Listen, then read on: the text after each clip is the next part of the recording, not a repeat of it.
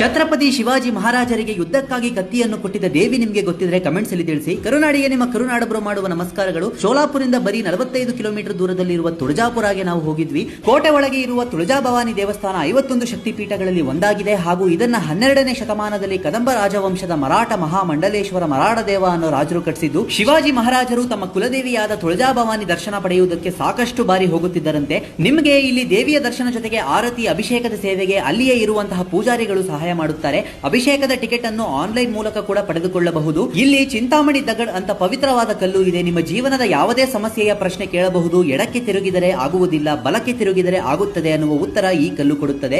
ಶಿವಾಜಿ ಮಹಾರಾಜರು ಯುದ್ಧ ಸಂಬಂಧಿಸಿರುವ ಪ್ರಶ್ನೆಗಳನ್ನು ಕಲ್ಲಿನ ಮೂಲಕ ತಿಳಿದುಕೊಂಡು ನಿರ್ಧರಿಸುತ್ತಿದ್ದರು. ಇದೇ ಈ ಜಾಗದ ಇತಿಹಾಸ. ಹಾಗೂ ಇಲ್ಲಿನ ಮಾರುಕಟ್ಟೆ ಬಹಳಾನೇ ಚೆನ್ನಾಗಿದೆ. ಬಳೆಗಳಿಂದ ಹಿಡಿದು ದೇವಿಯ ಚಿತ್ರಗಳು ಪ್ರತಿಯೊಂದು ಸಿಗುತ್ತದೆ. ಇಲ್ಲಿನ ಹಾಲಿನ ಪೇಡ ಬಹಳಾನೇ ಪ್ರಸಿದ್ಧ. ದೇವಸ್ಥಾನದ ಹತ್ರ ಸುಮಾರು ಲಾಡ್ಜಸ್ಗಳು ಸಿಗುತ್ತದೆ. ಇಂತಹ ಅದ್ಭುತವಾದ ಜಾಗವನ್ನು ನೀವು ಭೇಟಿ ಕೊಡಿ. ಮುಂದಿನ ವಿಡಿಯೋಲಿ ಸಿಗ್ತೀನಿ. ನಮಸ್ಕಾರ.